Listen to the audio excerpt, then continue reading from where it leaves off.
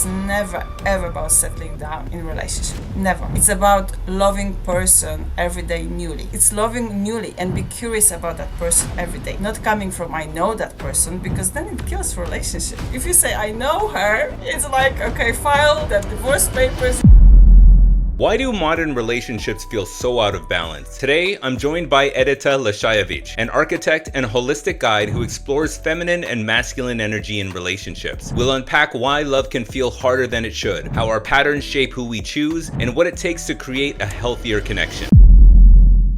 What's the issue with modern love today? One of the things is we're repeating certain patterns from previous generations. And I strongly believe that one of the patterns, like, who we are, like I mentioned before, like who we are in I don't know if I mentioned already here or the previous conversation, like how we relate as a woman, how as a woman I relate to myself. And for me, that was like really survive the relationship. And, you matching person based on your stories, other words. You matching person when you are on the healing process, like growing up process. So if you're on that level, when you're meeting that person, you're on the same level. And you're coming to heal, not to meet that romantic relationship, like all the stories we listen as a children, from fairy tales, happy ending, happy ever after, sorry, I should say, happy ever after, and it's like you meeting that person, and that's your, there's a love, there's some attraction for sure. Is that the love? That's other story. Mm-hmm. So there's some, false stories. I think we were sold as a children. We're reading those books. We believe this is okay, that person, and yeah, that's it. Where actually you're meeting that person to go through something. And I believe it's a karmic healing. And again, that's just my terminology and my experience. So it's like karma, or you can say healing process or experience. You're just meeting person on the same level. And now, like you said, in a relationship, we mirror each other. So when I'm meeting that person, as much as I maybe don't want to meet my dad as my person, but there you go. You're actually some version of your dad for a woman. And I believe the same is for a man. You just didn't, we're living in denial that that's not the truth. But it is actually. When you start thinking, it is. It's just variation of that. Also, they say that we men are men. When we're coming into a relationship, woman heals or going through that karma. So whatever that, how that was treating not the daughter but the mother. Now the daughter experiencing this from her husband. So to all dads watching this, treat not only your daughter very well, but also your wife or the mother, not necessarily wife, or the mother of your child, because it's very important. So we're living in a society where we mixed up. I thought my parents' relationship is perfect, but then I discovered there was not many conversation and a lot of things they didn't have time to deal with, like miscommunication. Like my mom didn't even have time to demand to be treated like she wanted to be treated. She found to be fulfilled in the workplace. And I think that was a little bit your question. I think there's a lot of I think probably that's looking at that's my experience, at least, definitely, that, I was dealing with something I didn't even know what I'm dealing with. Mm-hmm. When I were married to my husband, my ex-husband now. So that we're maturing. And if the person, one is going up, with healing process or self-development process, or however you call it, because spiritual people would call differently. People dealing with self-development, transformation, they may call it. You're going up. And if the person stops, like, stop, then it's too big gap. They may go, you may pull a little bit, but how long do you want to, drag the donkey? If you can then choose horse. I don't know, that's just, we just don't want to at some point. So for me, I was like asking, telling, I could see things, and it was not working anymore. Because, That's I healed that. I already knew, I saw what I didn't see before. So I saw like what my mom was dealing and I didn't want to deal anymore. And by the way, I love my dad. He was amazing dad, and he is. But there was things like which I would not agree these days. Like, how my mom was treated. Or it was not that she was badly treated. I think she should be treated as a queen, which is a little bit different level. And that's where I decided I want to be treated that way. that's very interesting because it sounds like you're saying, we're a product of our environments growing up and the relationship we have with our parent and in the situation that you're exemplifying, the relationship a daughter has with her father in some ways shapes the romantic relationship that that daughter will look for a man in the future. Now, I'm wondering when you have unresolved issues, when you have unresolved things or trauma or issues, be it big or small, is the romanticized relationships, the way it's portrayed in media, the way it's portrayed in fairy tales, you meet somebody, it's love at first sight, and you're in this la la land. Do you think people just run to that romanticized relationship because it feels better? Oh yeah, definitely, definitely. You want to feel like, oh, and by the way, it's not that women have so many choices, okay? There is less men than women on that planet, okay? So we not only have to like create that vision that man is amazing, but now we need to compete with another woman. So you know, we I think we need to create that. That's the man for us. That's for sure, our man. Because then what is if there's competition going on, or there is, so we need to like create that vision that maybe that's the man for us or that's the one. And then we have timeline as well. We've got timeline where, by that age we should be married. By that age, so yes, we're definitely product of our society. We're definitely product of growing up. We product as well, like they told us we're product of our hormones because to a certain point we can have children, which also this is now debatable. But to a certain point we can do career. We should not do one before another, and this like it's just put us in certain rhythm, and we don't think who we sometimes choosing. We just like, okay, that's what should happen, and we don't even know that should happen, that we even saying to ourselves that should happen. That's something what landmark education called blind spot, because you don't know that you don't know. You think that you're actually going against what your parents said and your grandparents, but actually you copy. Even if you go against it, you're still going with it, if that makes sense. For like saying what you persist, resist, but also like why resisting? Why not creating completely something different?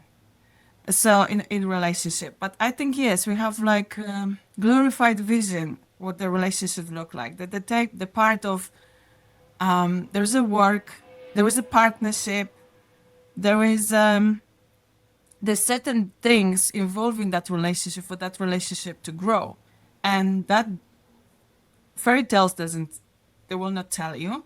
Your mom she will not tell you because she didn't do even the work, or so who would tell you? Maybe grandparents, but that option as well is less and less, these days, because children doesn't have that much contact, grandchildren with grandparents. Education, definitely, not much. So yes, we need to experience it. We need to go along. Yeah, because it gets me thinking about the things that I found in my own relationships that I've had is that I've always I've been a firm believer that every relationship you've been in is almost like an interview process. And once you've hired that person on, as you know, and I hate to use this example, but once you've hired that person on and if things don't work out, you move on to the next person and you realize what you want versus what you don't want. And as you continue to date, you start to define that a little bit more clearly. But you also start to discover yourself. I think that introspection is important. It's like, it's not only about how that other person made you feel, but how did you interact and engage with that other person? Who did you become when you were in this relationship in response or in reaction to the way they were? Those are the things I think you really learn, and what I've learned about in relationships as I've had them over the years. But I'm wondering, because of that romanticized version of the things that you said, it's about, you know, getting a job, getting a career, getting married, having kids, like you're following this societal path. I'm wondering how much of that is so embedded into these external expectations that we forego that introspection, the hard, difficult work Yeah. of learning about ourselves, of, you know, going through the mud in a relationship and persevering and really recognizing, is this the right person or is this not the right person, etc. It's very challenging to do that work because it may interfere with the societal expectation and sometimes this family expectation that you have to commit to this person.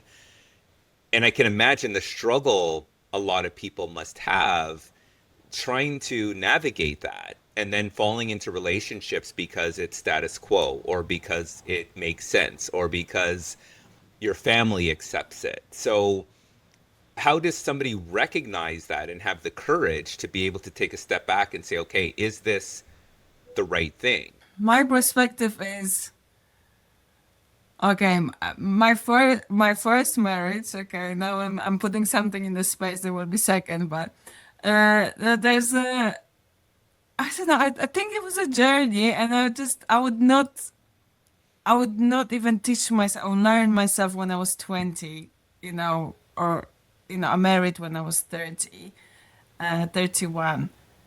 You cannot even, sorry to those younger ladies or women watching it, but you cannot even explain, what you need to go through, like what different love, what really like experiencing person, because I believe every person you have something different, like emotions are different when you're meeting that person. And then when you're learning about yourself, it also changes over the time.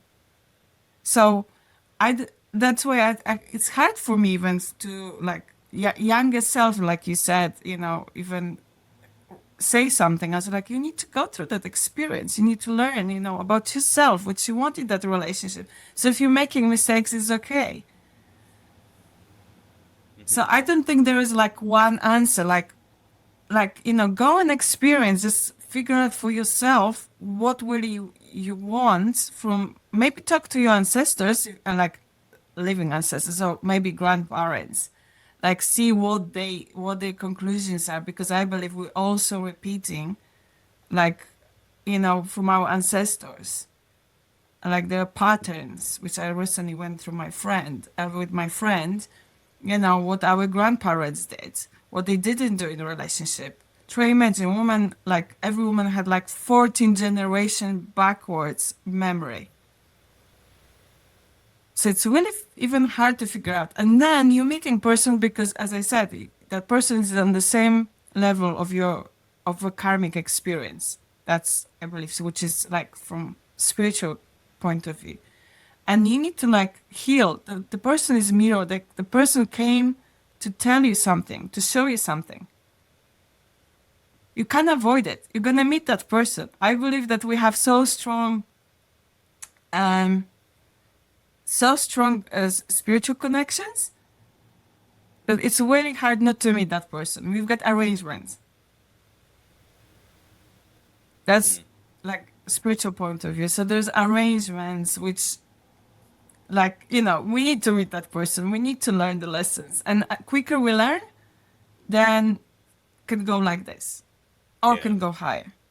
So Did I answer your question? Did I answer? Yeah. Do you think people settle based on your experiences? Just settle in relationships because they believe that this is the right thing? Yes, yes. Especially when they are like when they are children, certain financial arrangements. But I said as well, like when there are society expectations. Um, yeah, we settle. Yeah, we settle. We just need some till something happens, like waking up call. Like maybe doesn't work, or maybe there's something more to experience, or maybe we need to work on that relationship. That's why that the crucial point is around when for women and for men around 40.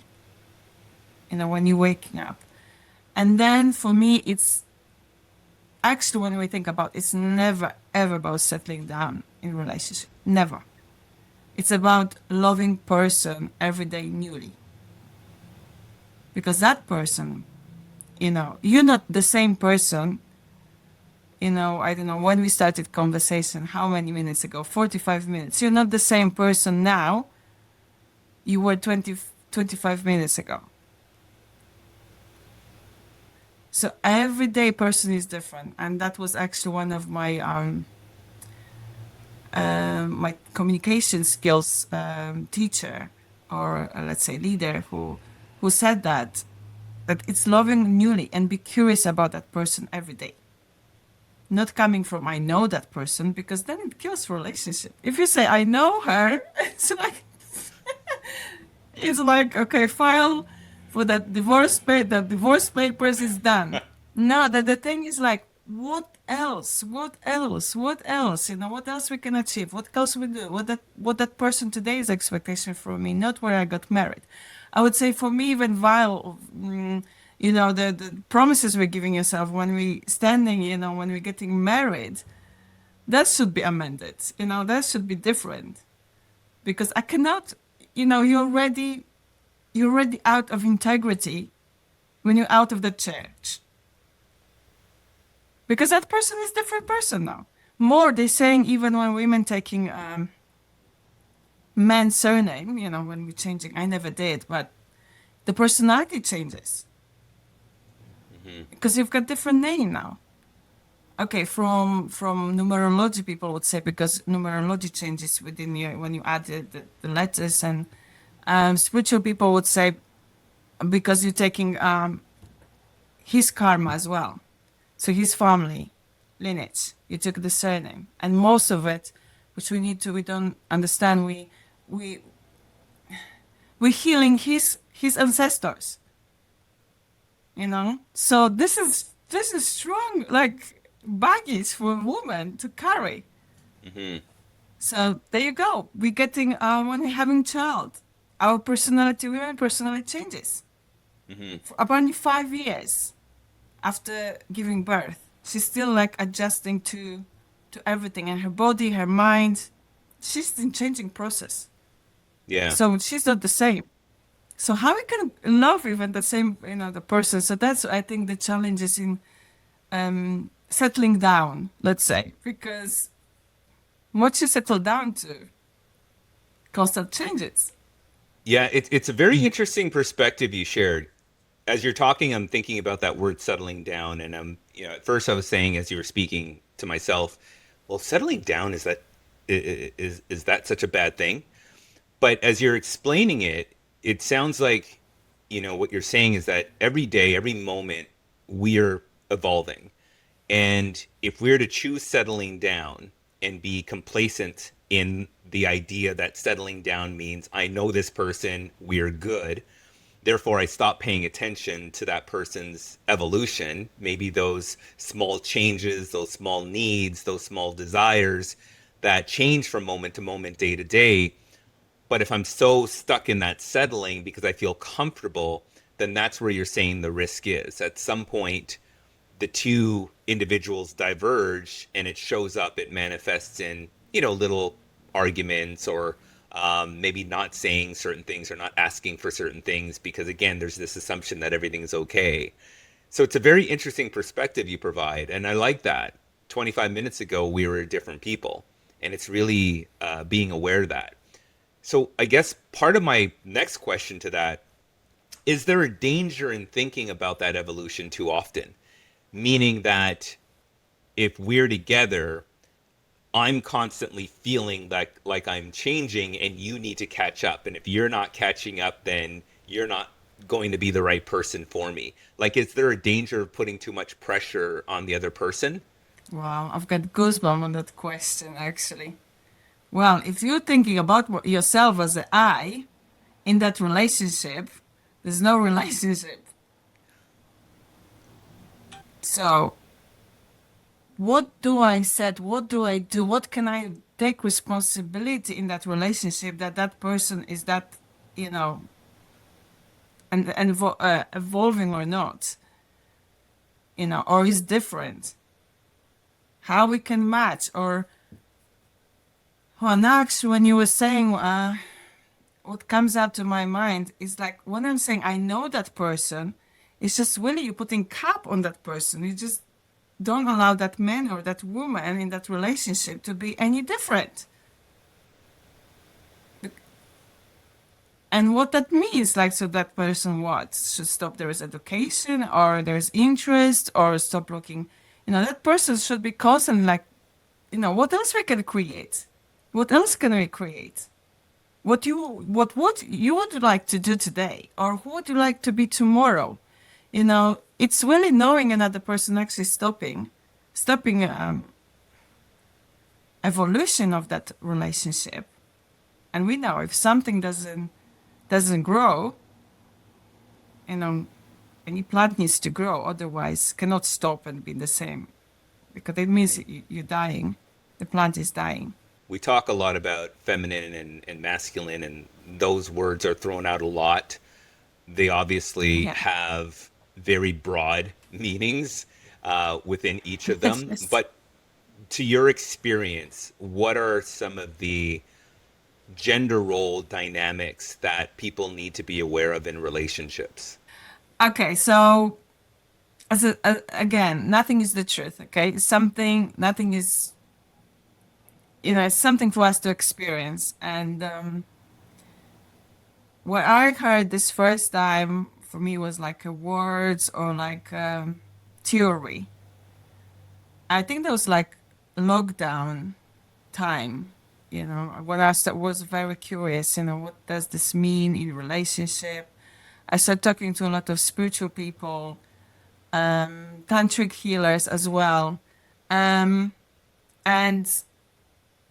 tantric healers, they say it's like between 20, like every woman feel like balanced, she should use 20%, 15-20 masculine energy, and to be in masculine energy, to feel balanced, and around 80 to 85 in feminine. And there's this like opposite men, like 80 to 85 in masculine energy, 20, like 15-20 in feminine energy. So we both have both. Yeah, we've got masculine and feminine energy. And it's great. And both we can use it and we should be using it. Now, what is feminine, what is masculine? And you said that before. I think a lot of people is thinking, definitely like thinking and logical. Like logical, I would say, like I would say masculine energy. Be technical, I would say as well, masculine, like thinking. Feminine will be more like emotions, like feelings. I would say creativity as well. And I like to explain different way. I've got few ways of explaining it, but let's have a look at the building, okay? That's my favorite one because I'm trained as an architect, so that's my favorite one.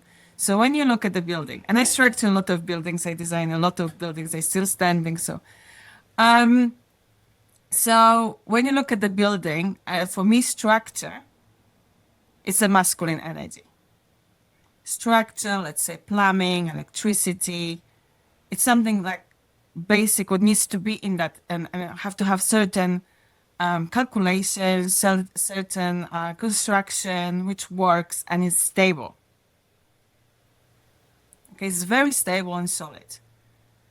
Feminine energy is the energy inside, so there are colors, warmth, could be plants, could be something what is like moving, expanding. You can feel it, but you cannot. Sometimes you cannot even describe what it is exactly. You just feel it, and I believe one cannot exist without another. So the feminine energy, bigger feminine energy, needs stronger, let's say, castle or stronger building. So can expand, can flow, and feel safe. When the, I don't know, roof is leaking, or I don't know, there's no water, hot water, it's very hard to feel stable, nice, in the house. We're definitely not gonna have, if there's heating doesn't work, definitely we're not gonna have that warmth in the house. And vice versa, like can be the most solid big building, and when it's not like flow and there's energy inside, you just don't want to be there. Like there's a lot of beautiful big castle which they didn't pass the test of the time, let's say. So one needs to be like another, can be solid building, and if there's no like heating inside, there will be molds, there will be all sorts of things happening, and it can break the walls, literally. If there's not nice energy in the house, I believe we can literally crush the walls, with our thoughts. That's how powerful we are. So one is depending on another to have that flow. And obviously, bigger castle, you want like nicer feminine, more a feminine energy. So that's how I see it. That's how one needs to balance with another. So if woman doesn't feel stable with that masculine energy of her man, she needs to become a man. She needs to hold that castle. So try imagine, walls are wobbly. So what she does, she holds the walls. Or she, instead of just being and, I don't know, having conversation, feel safe, she holds the walls, Or, I don't know, repairing that leaking pipes, in the house. So she cannot be a woman. She's just becoming like, she's coming to have definitely survival mode. She can think like a man, that's not a problem. But then you have another man in the house. So either you create that stability for a woman, or it can just be wobbly and have her as a man.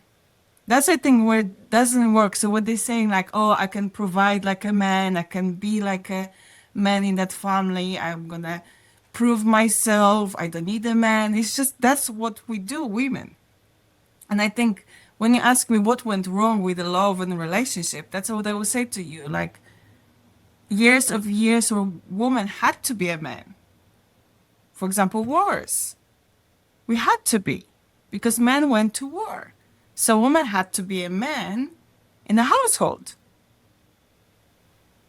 So, and I think we carry this in generation, that's what everything was mixed up, because we needed to protect our children, our home. We needed to be strong physically. We needed to be providers. And then feminists show up.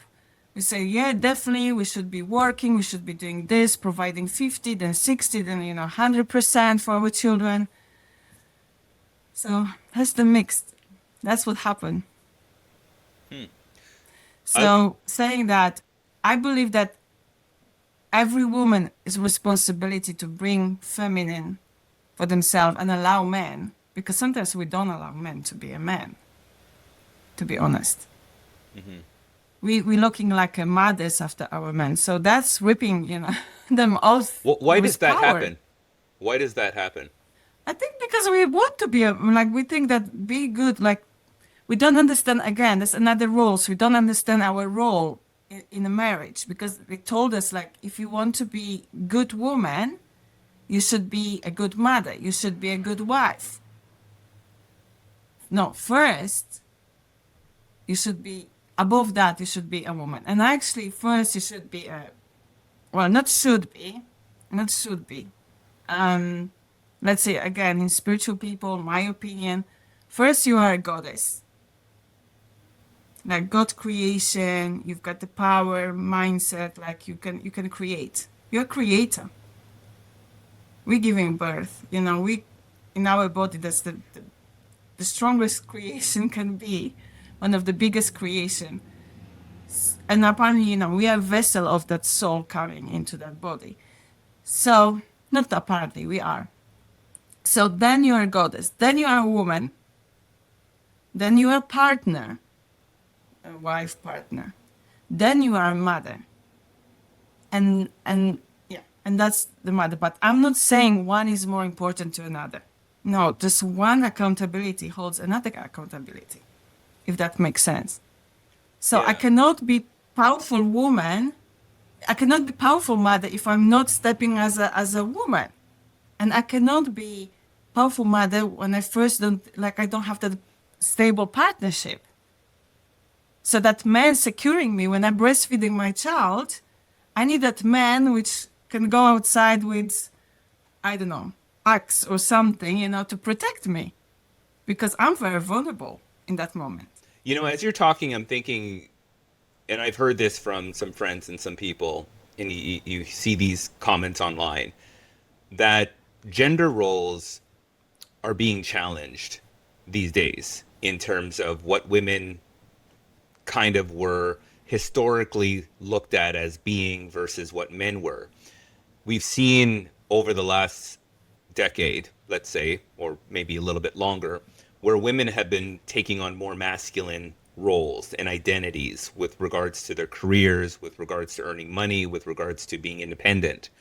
This level of change in feminine energy has almost disrupted this masculine confidence around what being masculine is, and is being masculine still appreciated by the feminine. So now we're in this little flux where there's some masculine energy that is feeling disrupted or unappreciated. So where do we go at this point? Where do we go at this point when we have such a strong opinion about both what masculine and feminine tradition is, but it's translating into this modern definition, which isn't what most of what you're talking about is being celebrated or actually actioned? I think, first of all, educate ourselves, I would say. And I'm not talking to only women, I'm talking to men as well. And I know a lot of my, my YouTube recording, men also watching. Sometimes women even asking them to watch, to just understand the dynamics in a relationship. I think it's first to understand that you are protectors. Protectors of us women as a Mother Earth. And we need you to protect. We cannot multiply everything, energy multiply. I'm not talking about only children, we're talking, or humankind multiply. I'm talking like everything we multiply. We multiply money for you. We multiply like with our energy. And as I said, some shamans, they know about that in Russia, they're teaching oligarchs, that you need to give a woman so she can multiply for you. So I think it starts like with education, start understanding like dynamic, probably. I don't know, maybe experiencing. That needs to something sink in that what is at the moment doesn't work. And as much as you need women to be feminine, and yes, we can go to work, definitely. We can work hard. I work on the building, aside since I was 14, I think. I know how to work. I know how to do hard work. I know how to do it. And I have no issue to do it. But if you want me as a woman, take that responsibility. When I'm saying so, because, I'm going to be poking that my eye will be poked that this is not done. So just bring the safe environment it's important for women to multiply. Like I told you, like when we're breastfeeding or we're giving birth, we cannot use our strength. It's impossible.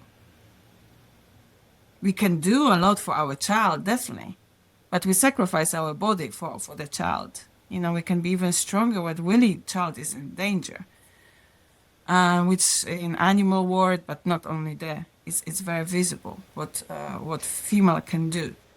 I think it really starts like with understanding and maybe even school education. I don't know, maybe even starts teaching that at school, which actually recently they're talking like they're going to be teaching in England how boys should behave towards the respect towards girls at school.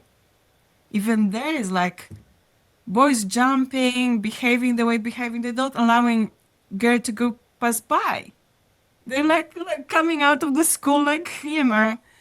So these things, like I think at home as well, education, like how you, I think in even bringing up girl and boy should be a little bit different, by not meaning that certain roles are only for boys or for the girls. No, I'm not saying about that. There's certain gentleness, like be gentle towards girls, where they're like empowered just by being, like by being, you know, being creative. Like, look, creativity is not acknowledged that much. Like, be okay, like logical mind, this mind, you know, is important, but you know, I don't know, be dressed up like a girl is something not necessarily seen positively in some households. At least I experienced that. I think both is important. So I think it just needs like general knowledge. You know, a lot of things need to be shifted, and definitely women allowing men to be a man in the house. What's interesting is this, you're saying something about like how we're brought up, and I heard this before, that what we've come across now is with women being more independent and not needing men to provide for them. They have now needed a different skill set from men outside of provisions like finances, home, security, things like that, because women are feeling more secure in their own ability to achieve those things now. So what they've asked from men today are things that men traditionally haven't been raised with. They want men with more emotional sensitivity, maturity, awareness, things that will help women or help the relationship. But men, because they're not raised that way, they're raised to being providers, they haven't been raised with those skill sets of that emotional connection at that level. Would you agree with that, or do you have a different opinion on that? As I said, yeah, emotional, yeah, definitely. Be sensitive, emotional intelligence is extremely important. But men only gonna feel comfortable with his emotional intelligence when he feels like a man. When he like, okay, my partner, that just comes to my head. He's very emotional. Like he's very like supportive. He was in the army. So he knows what masculine can do. He knows his strengths. And he allows himself to read a poem or write a poem. If that makes sense, I think that needs to, like, men don't allow themselves to be emotional when they need to be emotional, or just gentle when they need to. They still need to, I'm not saying my partner is perfect, but like when they're with women, they need to be certain emotionally soft. It's like, it's constantly like dancing in conversation, dancing in that partnership. There's a moment where you're soft, there's a moment where you're showing your strengths. And definitely, like, when you want your woman to be in her feminine, you need to show, like, you can think, you organize everything, you plan everything. There's actually one guy who I watch a lot. He talks about how women behave when everything is organized for her. We completely behave differently. We are softer. But doesn't mean that he can talk in that moment when we're soft. The man cannot be with us not soft. So saying that, yes, it is a challenge for boys now for young men, especially when they didn't have like the hardship at some point. I've got like a lot of my girlfriends, they have boys around 18 years old, and I've seen like how it works, like when they didn't experience any hardship around when they've been 14 years old. By hardship I mean like in many cultures a long time ago, they were in army, or they had to learn certain skills, survival skills, walkabout. They learn some we are working with their muscles, provide for family, go hunting. Yes, nowadays it's all taken away. So yeah, I agree. It is very challenging for young men, for boys. And when they got like, if they don't feel like strong with themselves, it's very hard to open them like emotionally. You need to understand that be open emotionally is a strength as well. But you need to understand your strength to open, because if you even subconsciously relate to yourself as a soft, or you didn't have that hardship experience or knowledge about yourself because you never experienced that, or you never went through this, definitely probably, like, I would think, because obviously I'm not a man, not in this lifetime, so I would think, it's hard to open up, have to be that softy, hard to listen even a woman who she needs to like cry and get with those emotions. She just needs to. And you need to drop down into her level just to listen. And for men, I think as well, which Tony Robbins talks about a lot, like it's very hard for men to be with that emotions, because for him it's like he wants to protect, he wants to find solution. But she just needs to be listened to. Like music, we don't find solution. Like for her, is like she needs to burst out. Like he says, take the bag out, put all the things out from the bag, to show you, and she's okay now. Doesn't need to be fixed. Nothing needs to be fixed. Nothing needs to be repaired. Or the solution. The solution is just for her, is just to be heard. I'm curious, what did your own relationship experiences force you to learn about yourself? I needed to find myself as a woman. I knew that the relationship is not working for me. So, like I said before, I was working a lot about myself, developing myself spiritually, mentally. And yeah, there was like, he was not just, I couldn't pull him with me. I just couldn't. My ex-husband, he was where he was. And, bless him, he taught me a lot. And I needed to like understand what's not working. I've got great house, beautiful 2 daughters, income, career in front of me.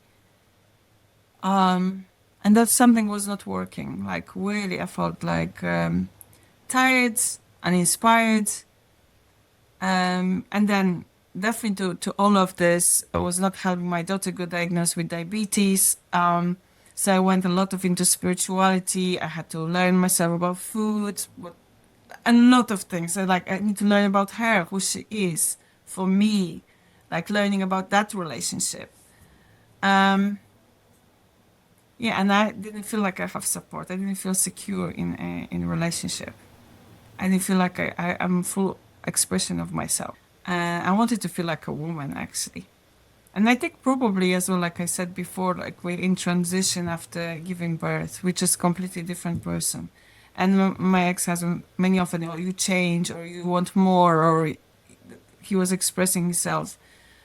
Yeah, I wanted more. I wanted to, and I didn't say that he was not able to provide. Maybe he was refusing, or maybe that was too much for him. I don't know. But I just wanted to grow as well as a couple. And maybe that was settling down for him more than grow together, yeah. Looking back at that, what did you learn? What was your biggest lesson from that? Oh, definitely that I am a healer. The biggest lesson for me was like, why to resist the transition. And definitely I learned that I need to go through my experience to learn. And that's my role in society, myself. I'm somebody who is a, by the way, I was not so, I also discovered in that process where my throat chakra was blocked, or you can say my self-expression was blocked. So I got my voice.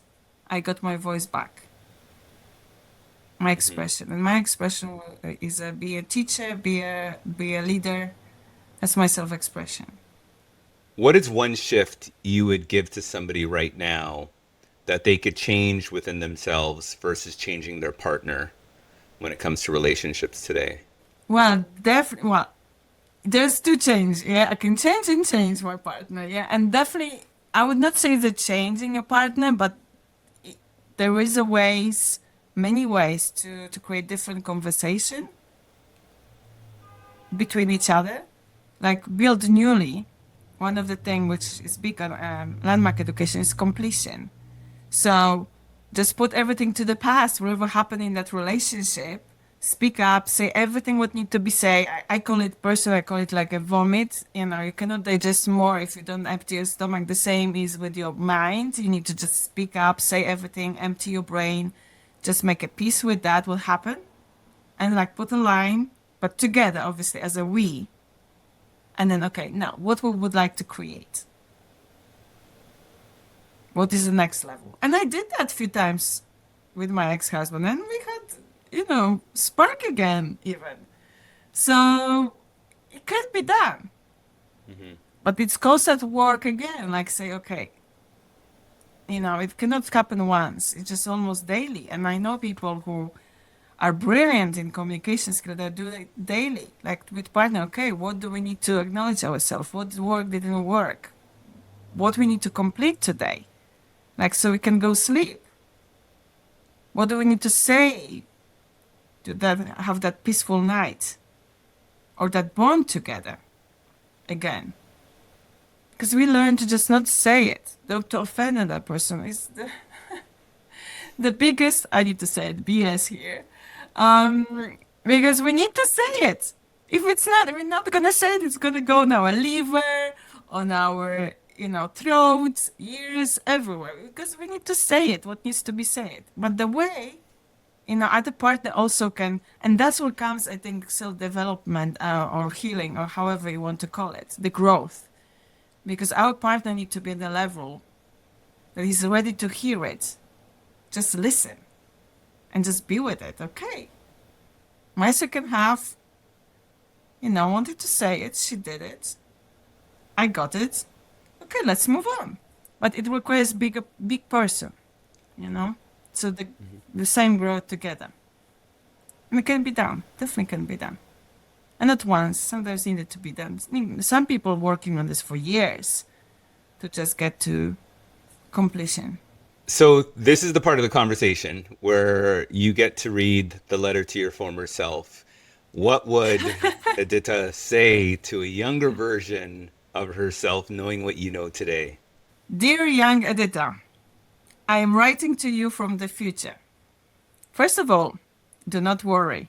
Everything is good and you are doing great. And actually, fantastic. I'm not sorry I didn't contact you sooner. I have been very busy creating a new version of myself. And I want you to know that all the time, effort, tears, lessons, and hard work have been worth it. Right now, I'm trying my best to remember as much as I can about you because these past 25 years have changed you so much. So how are you doing? I want to tell you something very important. You are amazing exactly the way you are. Everything that is coming your way is part of your journey, and somehow it is all for your higher goods. Even the things you may not understand at the time. Please make sure you look after yourself and invest in yourself every single day. Invest in your clothes and in the way you present yourself. Invest in your body, your health, and most importantly, your mind. Take care of your heart and your spirit. Stay close to God and stay close to your family. Your mom and dad are important. There will be things from the past that you will need to understand, accept, and complete. Trust that this, too, is part of your journey. Most importantly, trust yourself. Trust your path. I am not sure I can tell you much more because your path is yours to walk. You are here to learn, to grow, and eventually to teach others through everything you experience. And I already know that you probably won't listen to me anyway. You have always had your own ways of doing things. And honestly, I love that about you. I would never want to take that away from you. All I can tell you is this.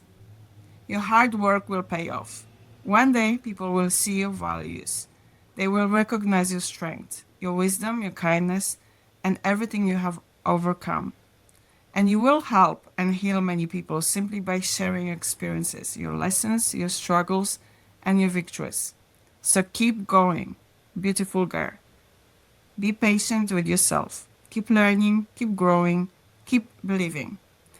And when life feels difficult, remember, the woman writing this letter to you is proof that you made it through. You became someone I am proud of. All the best, beautiful queen. With love, warmth, and heart full of gratitude. Edyta from the future.